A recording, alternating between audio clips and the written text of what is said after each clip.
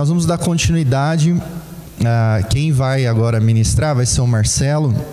Na verdade, ele vem estudando bastante tempo já esse tema, a parte mais histórica, filosófica, as raízes da ideologia de gênero, e é importante também, então, dentro daquilo que a gente falou, né? Nós temos que amar, somos chamados para amar as pessoas, mas também não podemos abraçar aquilo que é falso, aquilo que é mentiroso, aquilo que é enganoso, porque isso destrói a imagem de Deus no homem, tá? Então, é importante nós termos um pano de fundo, entendermos o que está acontecendo ao nosso redor, para que nós, como igreja, né, não sejamos minados aí a respeito disso. Nós vamos orar, vamos colocar a nossa vida diante de Deus nessa manhã, agradecendo por mais um dia, pela sua graça, pela sua misericórdia, e que Ele nos capacite para iluminar a nossa mente, para que a gente possa compreender bem a sua vontade e o seu querer. Vamos orar. Senhor, nós te damos graças por esta manhã. Obrigado por cada família aqui representada, por cada família da nossa igreja. Pedimos a tua bênção sobre os lares, sobre as casas, sobre os pais, os filhos. Sabemos, ó Deus, de lutas, mas que o Senhor possa, em nome de Jesus, guardar a nossa casa, guardar o nosso lar, guardar o nosso coração, nos dar sabedoria, ó Pai, para poder lidar com todas essas questões que envolvem a educação dos filhos, envolvem a nossa missão no mundo, o desafio que temos de proclamar o Evangelho. Ó Deus, ajuda-nos, ó Pai. E nós pedimos em nome de Jesus que o Senhor proteja a mente das nossas crianças, para que as nossas crianças, ó Pai, das nossas igrejas não sejam, ó Deus, fisgadas por essa ideologia, por este mal que tanto nos aflige, Senhor. Desperta, ó Pai, igrejas, desperta, Senhor, as consciências para Ti mesmo. Ajuda-nos, ó Deus, levanta pessoas honestas, justas e que buscam o bem para defender a verdade e para espalhar a boa notícia do Teu reino, ó Pai. Fica conosco nessa manhã, tem misericórdia de nós, perdoa, Senhor, as nossas fraquezas, porque sabe que somos fracos. Tudo isso, ó Pai, no nome de Jesus que nós oramos. Amém. Amém. Convidar o Marcelo aqui à frente.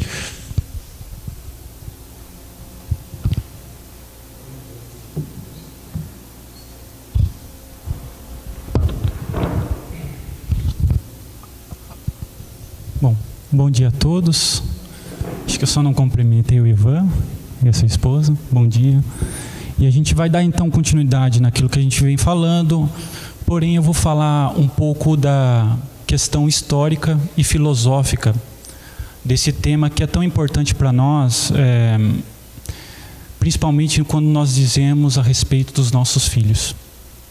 Nós que já temos um pouco mais de idade, por assim dizer, né? Aquilo que eu vou falar, a gente não cai muito nessa história. Quem vai ser diretamente afetado em tudo isso serão os nossos filhos e as nossas futuras gerações, tá? E é interessante a gente falar sobre isso, porque esse tipo de coisa, ela não surge do nada, do dia para a noite. É um processo histórico, de anos e anos. E de grandes teóricos, né, e revisionistas dessas teorias e tudo mais. E a minha função aqui hoje é tentar passar para os irmãos como que nós chegamos a esse conceito hoje de ideologia de gênero. Foi algo construído em anos e anos, num processo de grandes livros que foram escritos, né? E a gente vai perceber que tudo se perpetua na história através de um livro, tá? As grandes obras de grandes pensadores que ficam para as próximas gerações são elas que impulsionam, né, a mentalidade de uma geração. Então, existem livros que fizeram um bem enorme para a humanidade, mas existem obras de teóricos que destruíram grande parte da humanidade, que foram causadores de grandes guerras e de pensamentos anticristãos, né? Pensamentos ateus, pensamentos de rebelião contra Deus. Então, o meu papel nesta manhã é justamente isso, falar desse processo histórico, como que ele se deu, e também é um grande desafio também falar sobre isso e não ser monótono.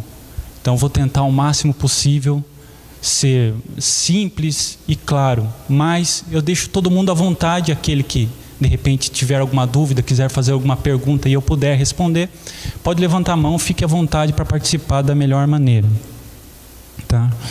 Então, como foi dito já na primeira aula, a ideologia de gênero, ela basicamente, ela nega, né, a realidade biológica do homem, tornando o sexo algo, uma construção que se dá no decorrer da sua vida, tirando a biologia de lado, e você, a partir de agora, com a ideologia de gênero, você pode construir o seu ser, né? Obviamente que isso não está somente ligado ao sexo, mas a outras coisas. Você pode ser o que você quiser. E essa construção, segundo a ideologia de gênero, ela não tem um fim. Ela é como aquela música do Raul Seixas, uma metamorfose ambulante. Então você pode hoje ser homem, amanhã você pode ser mulher, depois você pode ser homem de novo. E alguns chegam até ao estágio de se considerar animais. Existem casos de pessoas que se julgam ser gatos, que se julgam ser cachorros, que se julgam ser cobras. E isso você pode pesquisar na internet e você vai ver pessoas que se caracterizam de animais. Ou seja, é uma negação da minha biologia, da realidade que existe. Eu olho, vejo quem eu sou, mas eu nego essa realidade e eu construo essa realidade com base naquilo que me apetece, aquilo que me dá vontade. Então, nesta manhã, a gente vai falar um pouco desse processo, como que se deu isso, né? E esse processo, como eu já disse, ele é um processo de longos pensadores que dão um estopim para a ideia, e que depois vem outros pensadores que fazem revisionismos, e outros que fazem outros revisionismos, e todos eles escrevendo obras literárias, né, a respeito desse assunto, que impulsiona uma próxima geração, né?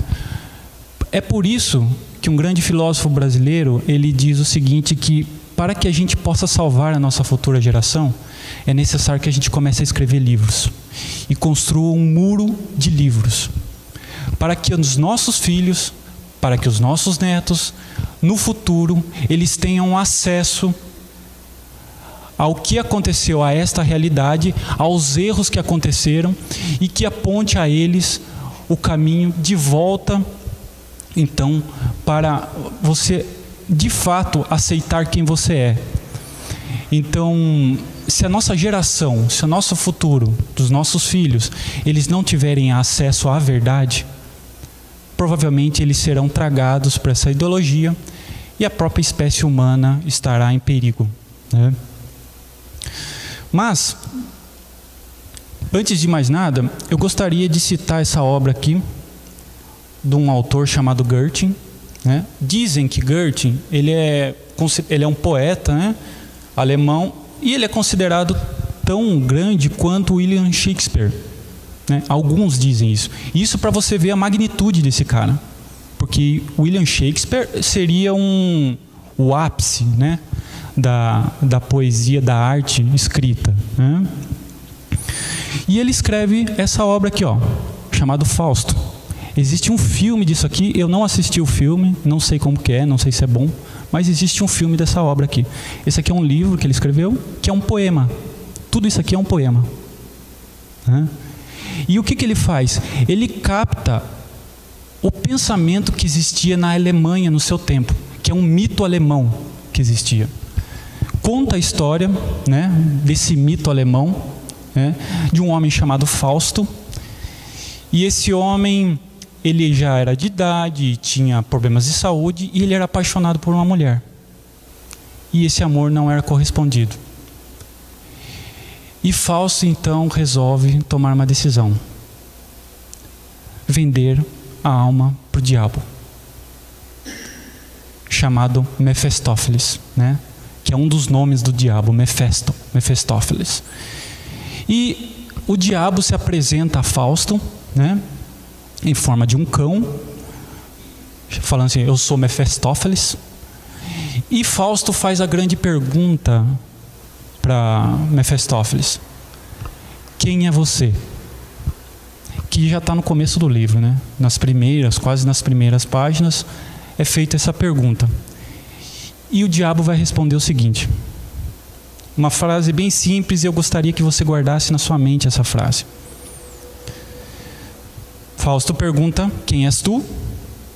Mefistófeles diz: eu sou a força do mal que produz o bem. Eu sou a força do mal que produz o bem. Esse é o tipo de mentalidade alemã que existia naquela época, né? Que depois vai combinar na Primeira e na Segunda Guerra Mundial. Ou seja, a ideia de que se você destruir, de que você fazer o mal, dele surgirá algo bom. Vamos destruir, porque a realidade é mal, é injusta, vamos destruir essa realidade e vamos construir algo que surgirá deste mal como algo bom. Este é o tipo de mentalidade que existia na Alemanha naquela época, né, que perpetuou por gerações. Então, essa concepção de você destruir para dela surgir algo bom é aquilo que nós chamamos de mentalidade revolucionária, porque a ideologia de gênero, ela está dentro desta mentalidade revolucionária. E eu gostaria aqui fazer uma pergunta para vocês. Eu peço que vocês respondam no seu consciente, ou pelo menos se indaguem, tá? Você já chegou a se perguntar por que, se você pegar uma foto de uma prostituta da década de 50 e você pegar as mulheres de hoje, né, não todas, é claro, você verá que as mulheres de hoje se vestem pior do que uma prostituta da década de 50. Ou seja, uma prostituta da década de 50, ela era mais modesta, mais recatada do que uma mulher de hoje. E quando eu digo de hoje, eu digo uma mulher mãe de família, que tem filhos e tudo mais. E isso eu não estou falando só no mundo, quando a gente anda para a rua aí, né? Nós vemos também na igreja mulheres que não têm o pudor de vir na igreja com roupas não modestas, né? E está tudo bem, né? Troca. Você está melhor, né? Você já se perguntou, quando a gente vai na casa de alguém, ou a gente vai no museu, você pega um quadro e você vê lá que o artista, ele pegou uma tinta, jogou no quadro, várias cores, coloridos, sem forma nenhuma, quadrado, redondo, triângulo, e aquilo é chamado de arte. Quando você olha para a Idade Média, você vê os grandes artistas, você vê homens retratando a beleza humana, retratando a realidade, retratando os problemas da humanidade, e você vê aquelas belezas da Idade Média, aquelas arquiteturas góticas e tudo mais. E hoje a gente vê quadros com tinta jogada, sem sentido nenhum, né? E a gente chama isso de arte. E dizem que até a arte, por exemplo, um homem ficar nu e crianças poder ver o homem nu e tocar em homem nu no museu. O que aconteceu? E isso aconteceu em pouco tempo. Não era assim na década de 50. Você já se perguntou, por exemplo, por que um homem, um poeta brasileiro chamado Cartola, né, que ele escrevia sambas e outras canções melódicas, ele era analfabeto, vivia numa favela e era pedreiro. E ele tinha músicas como essa. Eu não sou bom cantor, mas vamos lá. Ele dizia assim, ó: queixam-me as rosas, mas que bobagem. As rosas não falam, simplesmente as rosas exalam o perfume que roubam de ti. Devias vir para ver os meus olhos tristonhos E quem sabe sonhar com os meus sonhos, por fim. Esse era um poeta analfabeto que vivia numa favela, que era pedreiro na década de 50. Ele conjugava o pretérito mais que perfeito, a terceira pessoa do singular. E hoje a gente pega músicas, né? E a gente não... Pessoas estudadas, né? Que não têm... Músicas que não têm uma mínima harmonia, letras espúrias, letras rebaixadas. Isso não só do mundo, mas no mundo gospel, né? Enquanto você pega Johann Sebastian Bach em suas grandes obras, você pega hoje músicas que não passam de um pop rock sentimental, né? O que aconteceu? O que mudou em pouco tempo assim? São perguntas que nós temos que fazer. Por que eu não conheço mais os meus vizinhos? Por que eles moram em casas fechadas? Eu nem tenho acesso a eles mais. Eu lembro na minha infância que eu tinha uma comunhão plena com todos os vizinhos da minha rua. Da feita que se morresse um, era como se morresse alguém da minha família. Alguma coisa está mudando. E a gente tem que parar para pensar nisso e perceber, e a gente vai ver isso hoje, que isso não foi feito de forma espontânea. Isso foi pensado. Teóricos pensaram nisso. E aos poucos, a sociedade está se tornando uma sociedade louca, maluca. Tem um psicólogo argentino que diz que a nossa sociedade é uma sociedade patógena, de caráter patógeno. A loucura está se espalhando, né? A ponto das pessoas não aceitarem mais a realidade que a cerca, nem a realidade de quem você é. Então, o que seria a mentalidade revolucionária? Ou seja, a ideologia está dentro de um pensamento revolucionário. A mentalidade revolucionária é um estado de espírito, que é permanente ou não, né? De um indivíduo ou de um grupo em si, que tem uma ideia abstrata. E essa ideia abstrata que essa mentalidade revolucionária, que esse revolucionário tem, ela visa remodelar a sociedade e de forma profunda, e não só isso, mas remodelar a natureza humana, tá? E qual que é o objetivo dessa mentalidade? A conquista do poder, ter o poder. Então, o revolucionário, ele carrega em si a solução para a humanidade, né? A solução para o mal. Por quê? O revolucionário, ele ignora a condição permanente do pecado original.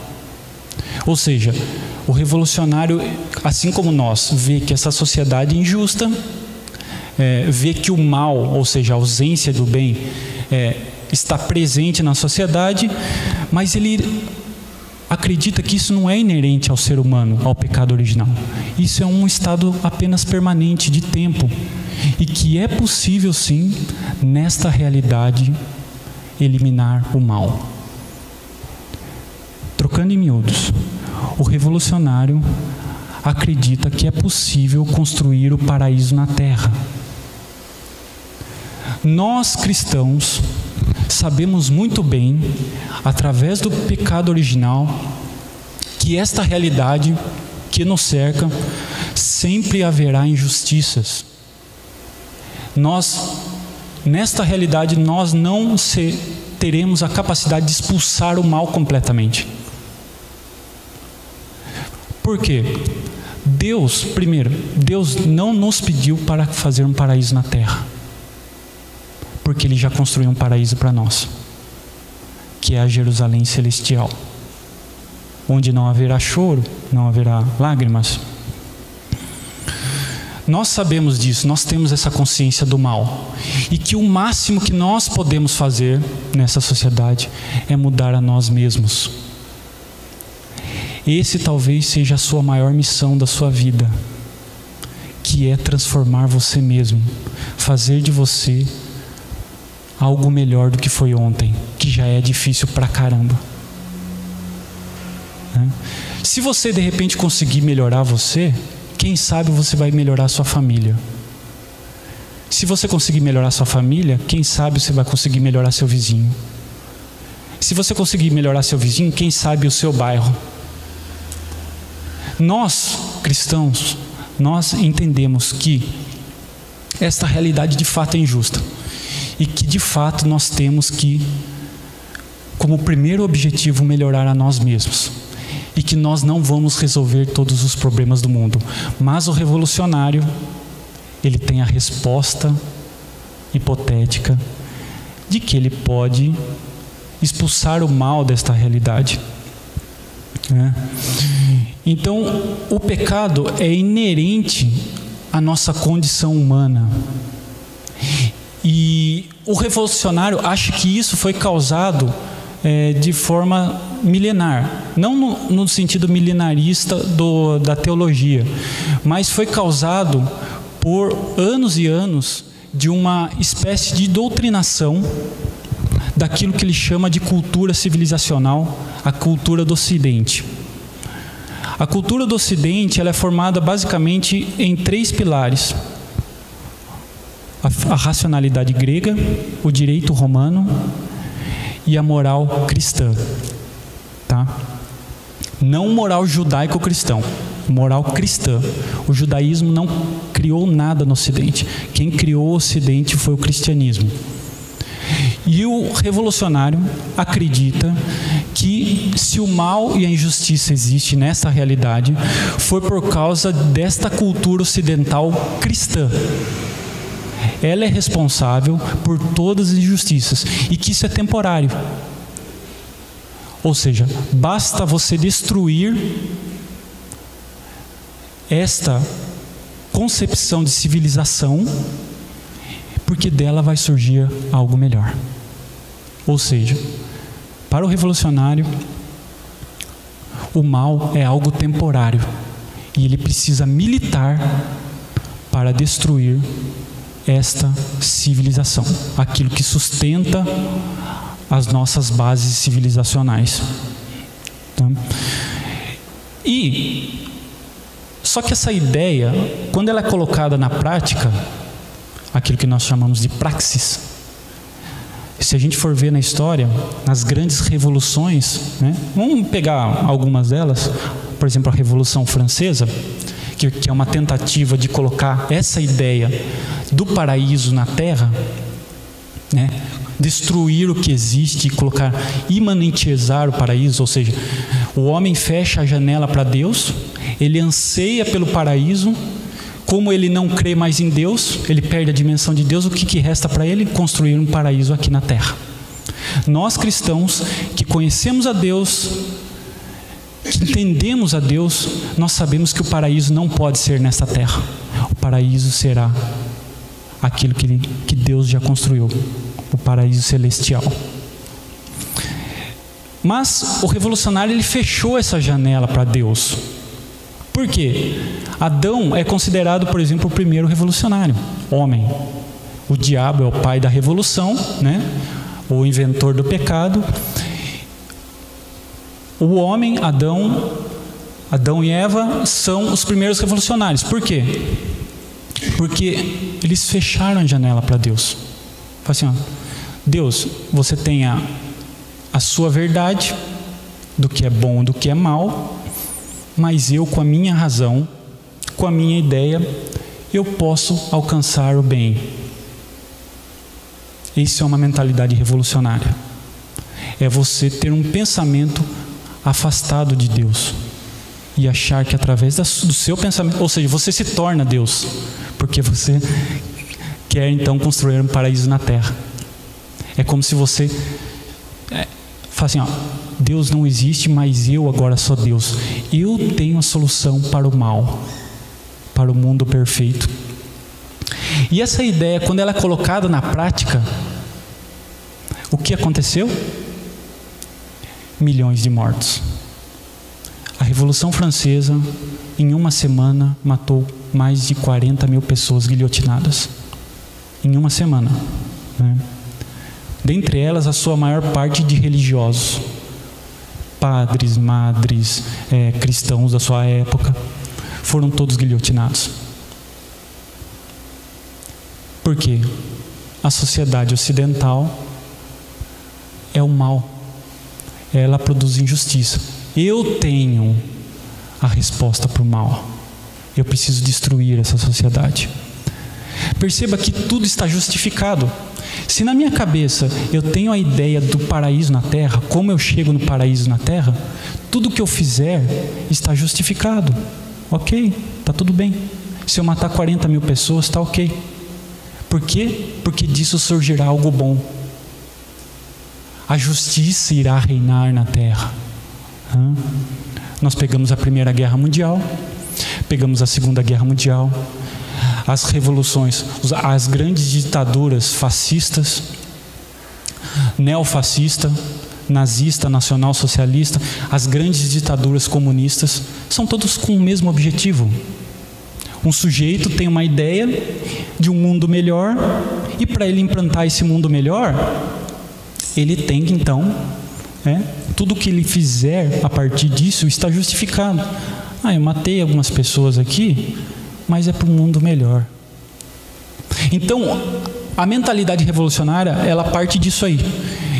O sujeito que tem a ideia do mundo melhor. Se alguém pergunta para mim, Marcelo, você tem a solução para o mundo melhor? Eu falo assim, não.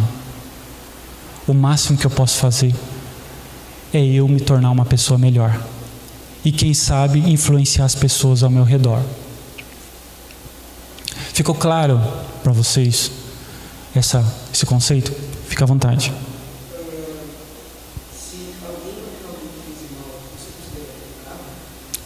Desculpe?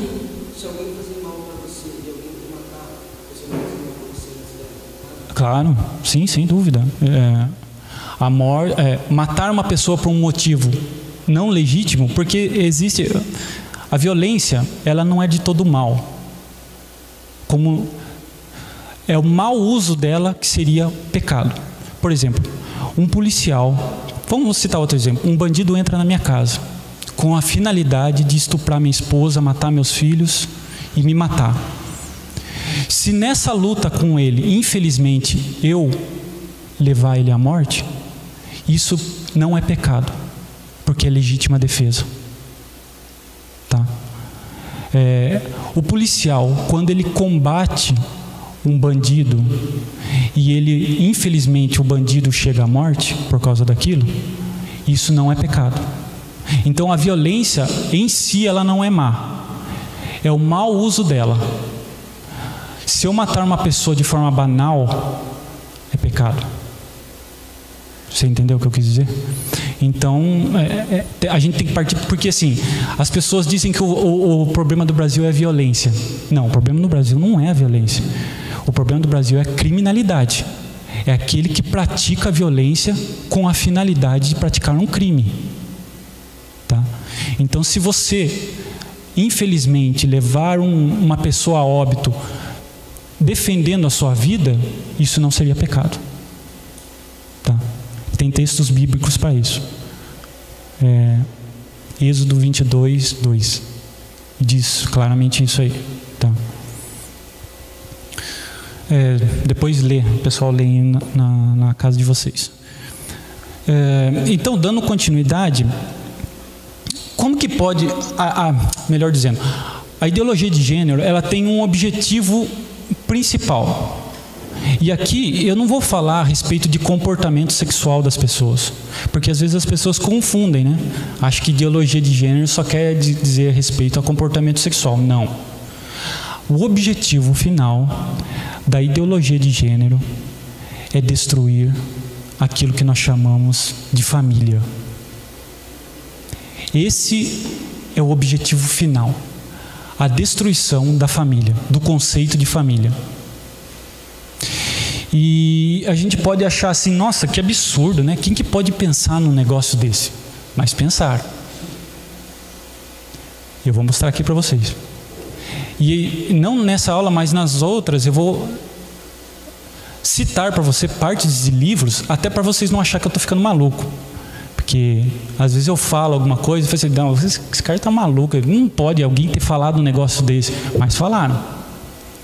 Então, o objetivo final da ideologia de gênero é destruir aquilo que nós chamamos, que nós conhecemos e que nós vivemos como família.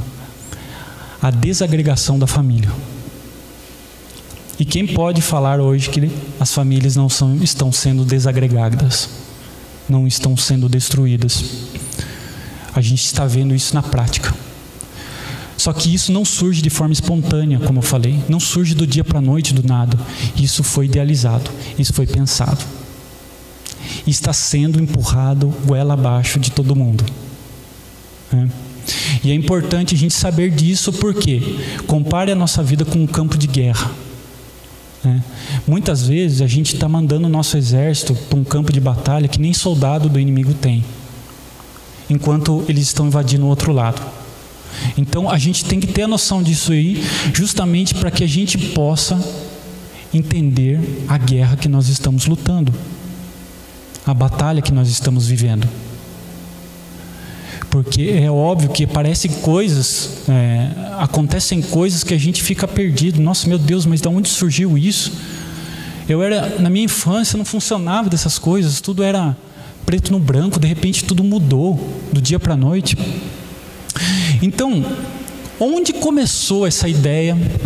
Obviamente que quando começou não tinha todo esse escopo de ideologia de gênero que nós vemos hoje. Onde foi o start disso? A gênese, aquilo que a gente chama de origem, né? A faísca que deu ideia para esse tipo de pensamento. Foi através de um alemão chamado Karl Marx. Karl Marx, ele é de uma família de judeus, convertido à igreja luterana. E Marx, ele vai dedicar uma boa parte da sua vida escrevendo obras filosóficas, econômicas e de prática.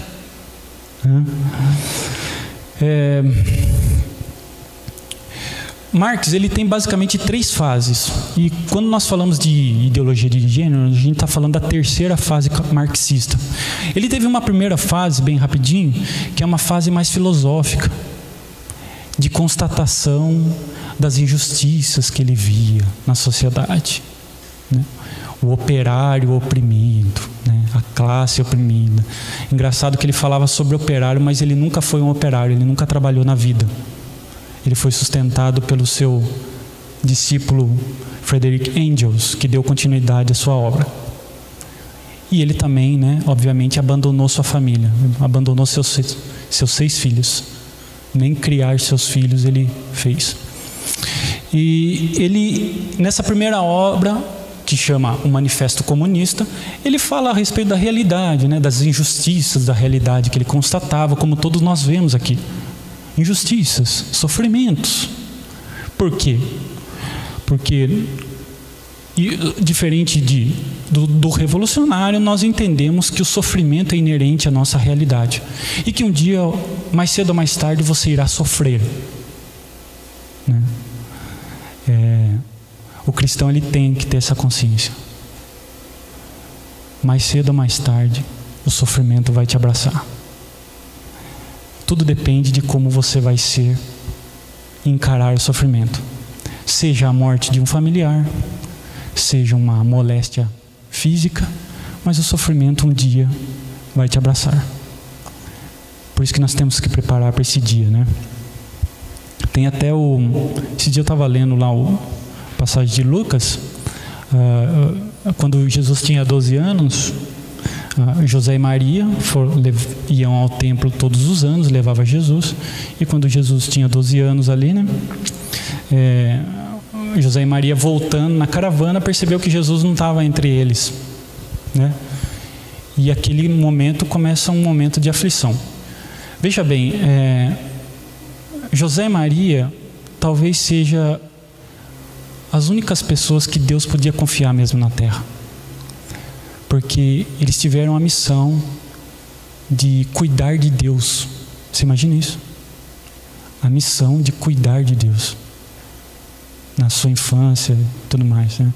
Então, eram pessoas que Deus podia confiar de fato, né? E o texto diz que quando Maria e José vai ao templo e encontra Jesus, Maria diz a Jesus: olha, você não veio conosco, parafraseando, né? Nós passamos 3 dias de aflição procurando você, né? E veja bem, as pessoas que Deus mais podia confiar na terra sofreram aflição. Deus não podia ter mandado o arcanjo Gabriel até Maria e falar assim: Maria, fica tranquilo que Jesus está lá no templo. Não, eles passaram 3 dias de aflição. E a grande pergunta é: quem que a gente acha que a gente é, achando que a gente não pode ter aflição nesse mundo? Esse mundo é um mundo de aflição. Quem a gente acha que é? Se José e Maria tiveram aflições, imagine nós. Então, nós temos essa... Nós, o cristão verdadeiro, sabe disso. Tem que saber disso. Nada dessas coisas assim: eu não posso sofrer, eu não posso passar por aflição, que Deus não está comigo. Não, cara, a gente vai passar por aflição. A diferença é a graça de Deus nos dando paciência e nos dando suporte para tudo isso. Então, o revolucionário, como a mentalidade marxista, ela nega tudo isso, né? É claro. O sofrimento é algo temporário que pode ser limado desta terra, né? Então, essa foi a primeira fase marxista, de constatação. Teve uma segunda fase, que é uma fase que ele escreve o livro O Capital, uma fase mais econômica, né? Que ele coloca todo o conceito econômico para se chegar a uma realidade comunista. Ou seja, você passa pelo socialismo, chegar até o comunismo, onde haverá a igualdade total, né? Só que essa igualdade, ela não vem com base na liberdade humana, mas ela vem com base com o preço da ditadura do partido, da ditadura do Estado. Segundo Marx, só é possível existir um país, uma nação verdadeiramente igualitária debaixo de uma ditadura do partido, do Estado, né? E a terceira fase, que é tão importante para o nosso assunto agora, que é a fase onde ele escreve um livro chamado A Origem da Família, da Propriedade Privada e do Estado. Ele não conclui essa obra, o seu discípulo Engels que conclui. Ele morre com furúnculos, por causa de furúnculos no bumbum. Ou seja, o sujeito, ele sabia a resposta para o mundo, mas ele não podia nem cuidar do seu próprio bumbum. Ele morre de infecção, né? Isso é engraçado. Então, ele dá indícios nessa obra, e depois Friedrich Engels vai concluir. Ele vai partir, nesse livro, que é tão importante, que ele dá o estopim para a ideologia de gênero, ele vai partir de uma investigação de um sociólogo chamado Morgan Marx. Esse antropólogo, ele tinha uma teoria mirabolante de como que surgiu a família. Como que foi essa família que nós conhecemos hoje, como que ela surgiu? Ele tinha uma teoria disso aí. Como que era a humanidade antes desse modelo familiar e como que isso surgiu. Ele dizia o seguinte, esse Morgan Marx, né, esse antropólogo. Ele dizia que antes de surgir a família como nós conhecemos hoje, os homens, eles viviam em hordas. E todos os homens tinham acesso ao sexo a todas as mulheres. E todas as mulheres tinham acesso ao sexo de todos os homens. Ou seja, o homem podia fazer sexo com qualquer mulher e a mulher podia fazer sexo com qualquer homem. Ou seja, era uma liberdade sexual total. Essa era a teoria de Morgan Marx. Ele não prova isso. Ele não provava, mas isso ele tinha como teoria, né? Isso é importante a gente salientar. Geralmente, esses revolucionários, eles têm uma coisa teórica, mas a prática é outra. Marx falava sobre os operários, mas ele nunca foi um operário. Ele nunca trabalhou numa fábrica. Né? Então, a gente pode detectar uma mentalidade revolucionária quando ela realmente não corresponde à realidade da vida do cara. Ou seja, o professorzinho na sua escola lá do seu filho vai falar assim, ó, olha, falando isso para o seu filho, não existe verdade absoluta, tudo é relativo, né? Tudo é cambiante, tudo muda, não existe uma verdade absoluta. Bom, esse professorzinho, ele sai da escola, ele fala isso para o seu filho, né? Ele vai até o banco. No banco ele tem lá R$4.000. Se tiver um zero a menos, ele vai reclamar, correto? Então imagine que ele vai lá no banco, tem R$4.000, ele acha que tem R$4.000, né? Porque ele depositou, ele viu, e ele está R$400. Aí você imagina lá, por exemplo, o gerente do banco falando para ele, ó, olha, a verdade é relativa, tudo é cambiante, né? Ou seja, R$4.000 é a mesma coisa que R$400. Ele vai aceitar isso? Não. Mas ele fala isso para o seu filho, né? Ele não vive aquilo que ele fala. Ele fala que a verdade não existe, mas ele vive pautado pela verdade, da realidade. Essa é a história do pensamento revolucionário, né? Então, Morgan Marx, continuando falando a respeito dessa sociedade pré-familiar, ele fala que essa sociedade que vivia em hordas, que o sexo era livre e tudo mais, até que chega um momento em que o macho, que tem mais força física, ele começa a exigir da mulher a fidelidade. Por quê? Nessa realidade pré-familiar, você sabia quem era sua mãe, mas você não sabia quem era seu pai. Mas chega um momento em que o homem começa a exigir da mulher a fidelidade, e ele começa então, Morgan Marx começa a dizer que o casamento, e depois Marx vai reforçar isso, né? Essa exigência de fidelidade da mulher é o início do conceito da propriedade privada. Quando o homem começa a exigir da mulher como sua propriedade, e não só isso, mas os seus filhos, a sua prole. E não só isso, mas como a sua herança passa a se tornar de geração em geração. Então, baseado nesse conceito de Morgan Marx, Karl Marx, ele diz, né, que o matrimônio é a origem da propriedade privada. E que, a partir do matrimônio, do início da propriedade privada, que acontecem as injustiças. A injustiça social, a desigualdade. Porque se eu me associo a uma mulher e tenho a minha propriedade e estabelecida com ela e tenho os meus filhos, a minha propriedade é familiar, não é mais de todo mundo.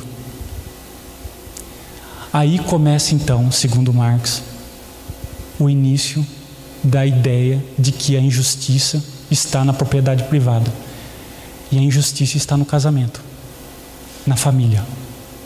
A família é responsável pelo mal.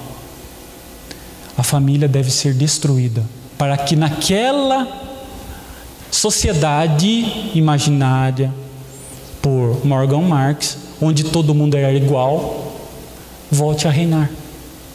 Porque lá tudo era justo, tudo era igualitário, era o paraíso. Vocês entenderam o que eu quis dizer? Então, Marx vai usar uma palavra, ele vai dizer que a família é a fonte da psicologia do poder. O poder, né? A fonte da psicologia do poder, ela acontece na família. Ela deve ser destruída. É ela que impede a revolução. É ela que impede uma sociedade igualitária. E esse conceito vai ser então marcado na terceira fase marxista. Ele não vai falar isso com todas as letras, mas ele vai induzir isso. E essa obra vai ser utilizada por outros revolucionários para então idealizar a ideologia de gênero que nós conhecemos hoje. Tá? Bom, acontece que Marx morre, né? E basicamente tudo aquilo que Marx falou, profetizou, nada daquilo que ele profetizou aconteceu, né? Nada. Ele achou na Alemanha, primeiro ele fugiu da Alemanha, né? Ele achou que os operários iriam se rebelar contra a classe empresarial. Não aconteceu. Aí ele foi para a Inglaterra. E lá continuou a sua teoria, achando isso, e ele falou que no futuro os operários iam pegar em armas e implantar a ditadura do proletariado. Só que isso também não aconteceu. Aconteceu o contrário do que ele disse. Porque na medida que o capitalismo avançava, e essa é uma palavra que ele inventou, capitalismo, na verdade é livre mercado, na medida que o capitalismo avançava, as pessoas deixavam de ser operárias e passavam a ser empresários. Ou seja, acontecia o contrário. Ele achava que os empresários iam ficar pequenos, menos quantidade, e ia uma multidão de operários, mas conforme o capitalismo avançava, a industrialização avançava, acontecia o contrário, as pessoas alçavam a riqueza. As pessoas ficavam mais ricas. Quanto mais comércio, livre comércio, capitalismo, mais as pessoas ficavam ricas. Todo mundo ficava rico, todo mundo se beneficiava. E ele achava também que o operário ia pegar em armas e matar a sua classe opressora, os empresários, mas isso não aconteceu. Na verdade aconteceu o contrário. O operário pegou em armas para matar operários. Primeira e Segunda Guerra Mundial. E pegou em armas para matar operários a mando da classe empresarial. Aconteceu totalmente o oposto, ou seja, toda a profecia que ele fez não funcionou nada, Inclusive a teoria dele ainda tentam implantar, mas ainda não conseguiu.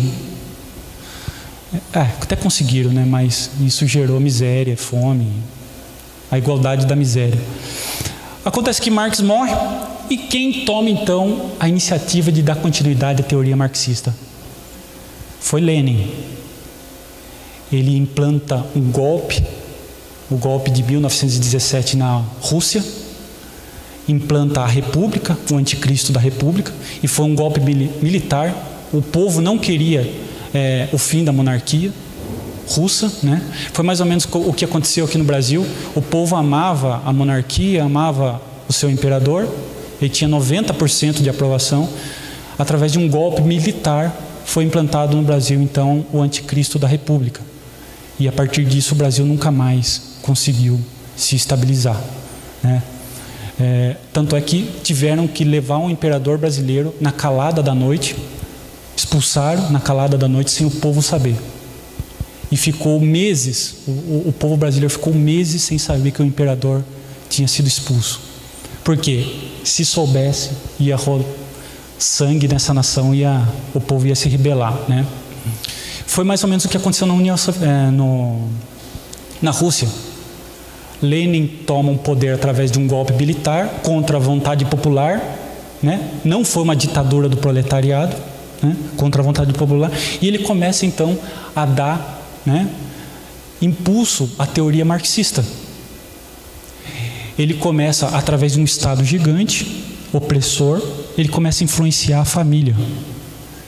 Só que nesse momento ele percebe isso até no final da vida, que a sociedade começa a se corromper.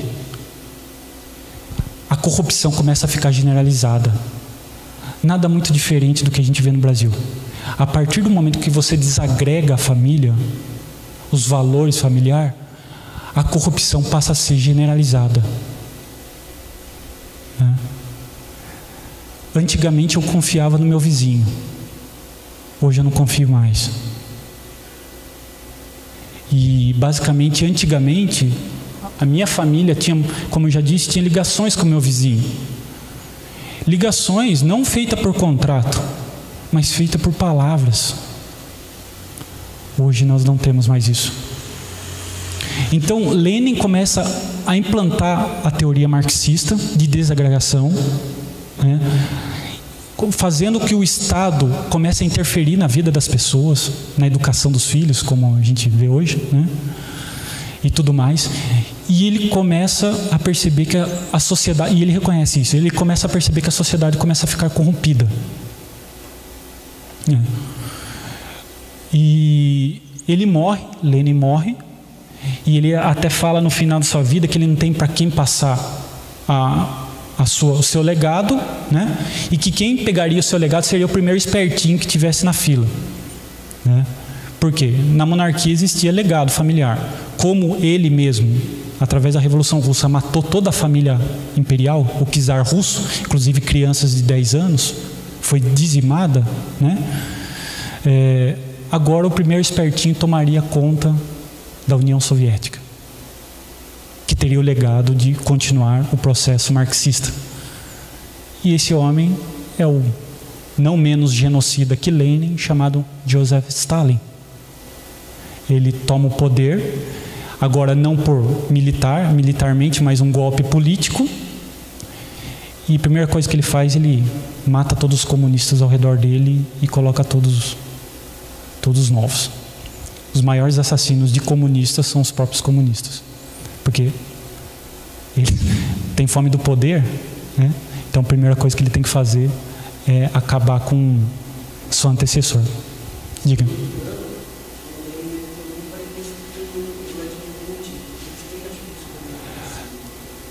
Então, eu sei que o Vladimir Putin ele pertence à KGB, que é uma organização comunista já da Guerra Fria. Agora, parentesco, assim, posso verificar, assim, não sei. Eu sei que ele faz parte da antiga KGB, que nunca acabou, que ainda continua, só que com outro nome, mas ele tem, que é uma espécie de ditador também. Ele vai concorrer às reeleições na Rússia de novo. Ele se perpetuou no poder, né? Então, tá. Aí,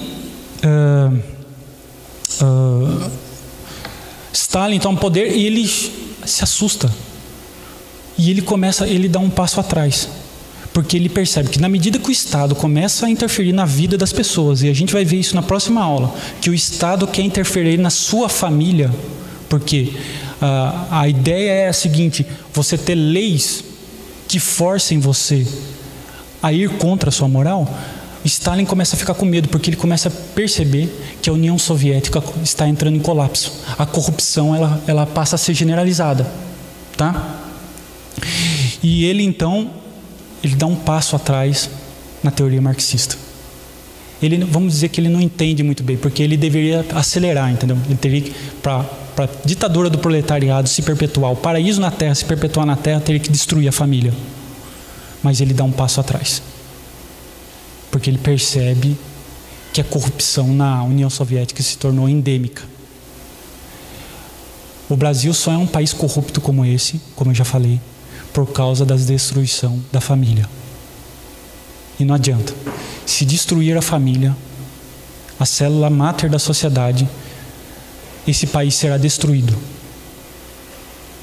Esse país será destruído. E esse processo está acontecendo. Existe uma tentativa. Nós tivemos um freio agora com esse governo. Deu uma freada.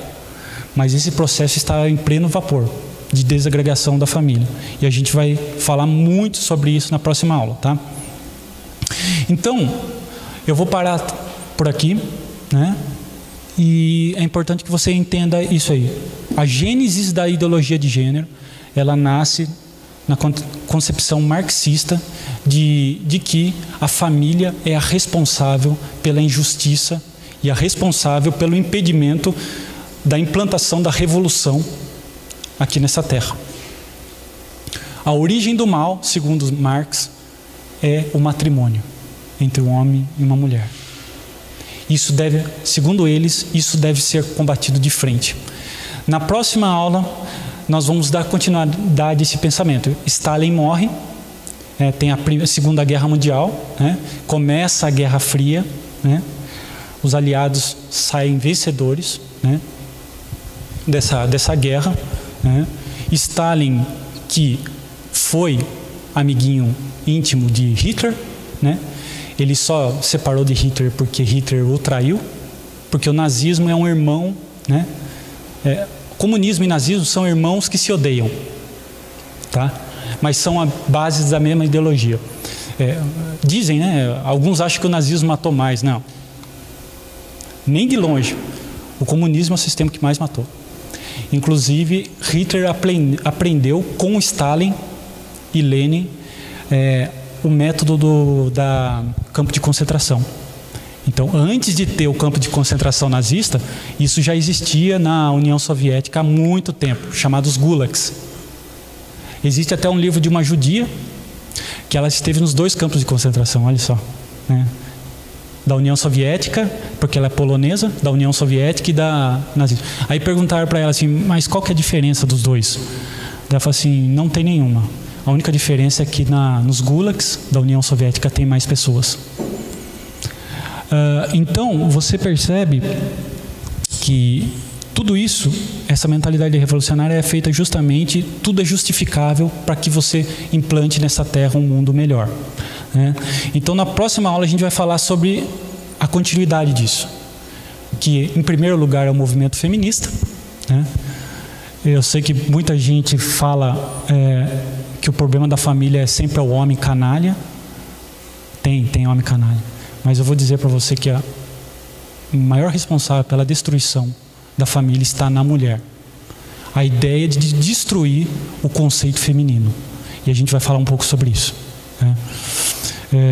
Sobre o movimento feminista, a gente vai falar sobre o movimento dos sociólogos, né?